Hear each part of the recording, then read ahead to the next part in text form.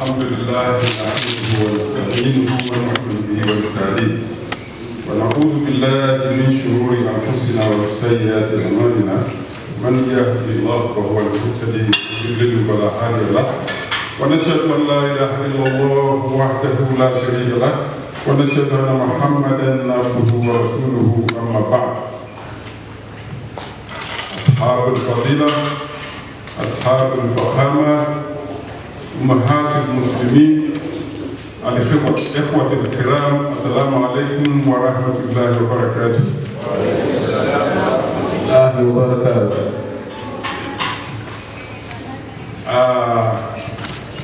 We thank Almighty Allah who has made it possible for us to assemble here today to discuss important issue crucial to our survival as a nation and to the world at large.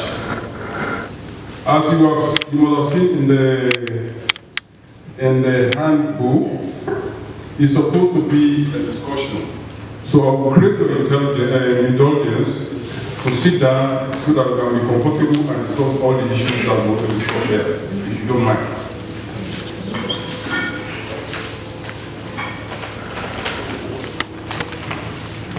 We have been briefed by the Imam,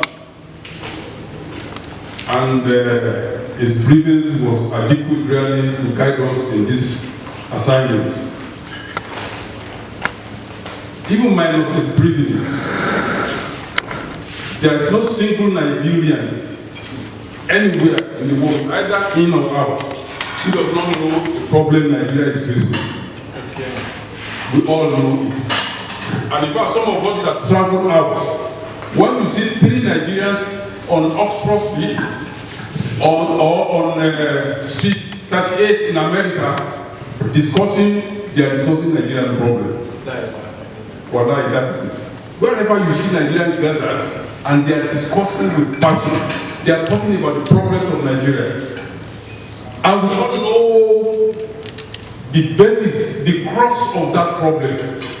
Nigeria was not like this before. It wasn't like this.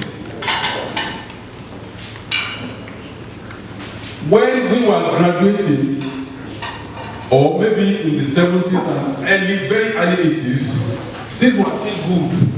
You all know, Nigeria was still good. Why did the whole thing just turn upside down? When you look at the people that cannot find work now, you lose your head. I remember when I graduated from the University of Ibadan, before I finished my NYC, I had 5 offers of jobs. 5 waiting for me. You know that time they will come to the university to interview you. If you are good for them, they will give you a letter. I got 5 letters, and I was trying to choose which one will I take. I selected Kano. I wanted to go to Kano for a number of reasons, apart from what they were offering me, which was too easy. I love the language. I want to see how I learn the language. That's number 1. Number 2, during the interview, they asked me some questions. I'm giving you this background so that we can know that purifying Nigeria from the grief of corruption is a big assignment. Kano gave me everything I wanted. That time, it was so easy. Once you are graduating, they will give you a Kano, which is 3,500. You go and buy Volkswagen, isn't it? Yes. You get that Kano, buy Volkswagen. But when they told me that they are going to give me 3,500 to buy Volkswagen, I just said, let me try them. Look, no, I'm a tall guy. Let me go and cross myself into Volkswagen. I don't like Volkswagen. I want to pay 504. He said, okay, we'll give you money. You go and buy it. So I took their offers very serious. But as God will have it, before I finished my NYC, the Civil Service Commission published their recruitment in the papers. Normally they go around to interview people in all the universities. And I was in that 1980, I was the only one taken from the University of Ibadan. And of course, that was my priority. And that was just a few days before going to Kano to go and resume. I just sent a mail to Kano that I'm sorry I won't be able to come again. I have gotten a job that I wanted, and please excuse me. And that's why I went to the Division of Foreign Affairs and registered there, and I was working. So things were so easy. You won't find a graduate who has not gotten a job. No. Why has it just nosedived and things are now in the opposite? Why? We all know the reasons. And the reason is corruption. Corruption. Look at our country, look at our country. Imam was saying that if you can tackle the issue of corruption, 95% of our problem is solved. I agree with him in total. Why? Because corruption actually is holding Nigeria by the jugular. Every year, let me just give you an example. Look at the electricity.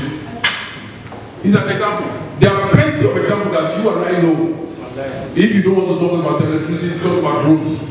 I'm sure to go to your village now is a big problem. If you don't want to talk about roads, talk about health. Talk about water. In fact, why is even water? Education. The universities are on strike and nobody is teaching anything. And we don't know we are playing with our future. So this is the issue. So that is why we really have to work seriously to see what we can do to fight corruption. And as Muslims, and as ulama, as scholars, God has actually defined a program to fight corruption for us. And that is one of the reasons why we are here today. So, what is the genesis, the very beginning of corruption? What is the very beginning of how did corruption come in? What is the beginning? You will remember that in the Quran,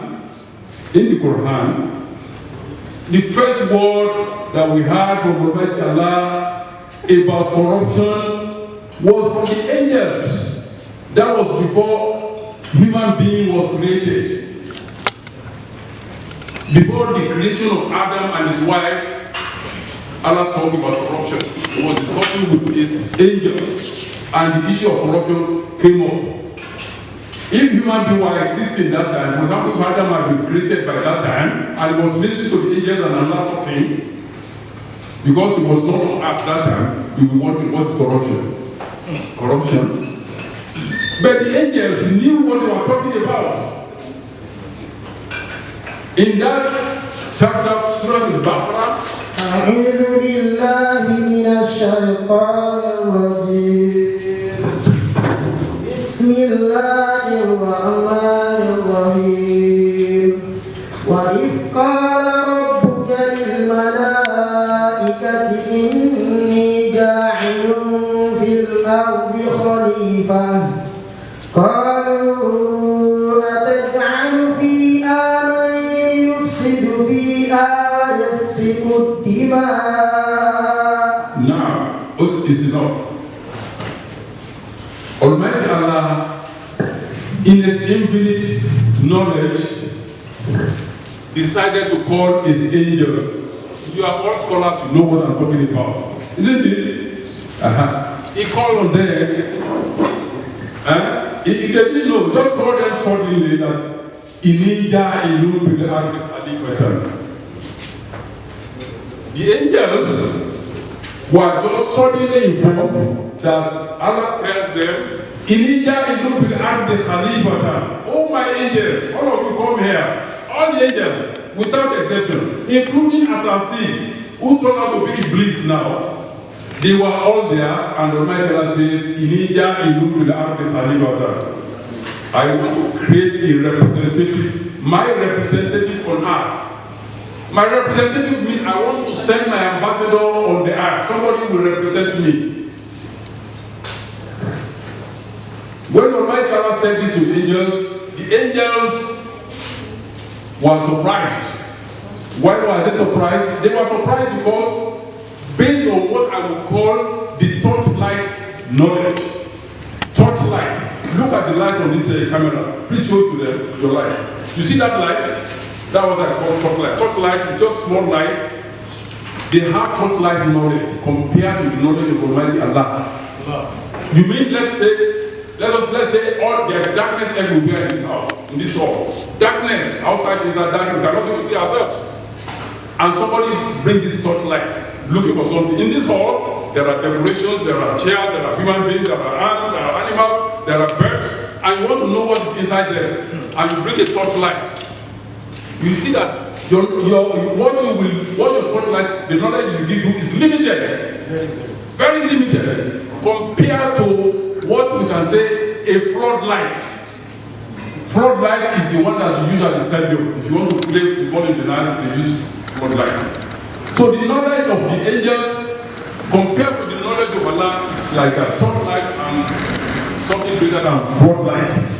Don't forget that Allah says, Allah will the Allah's knowledge is everywhere. But the angels, based on the knowledge of their own torchlight, what struck them most that they could see was that look at the earth we are seeing.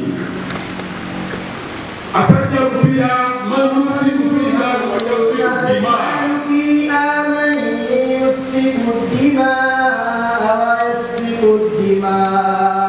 أتجعل فيها من يفسد فيها ويسفك الدماء.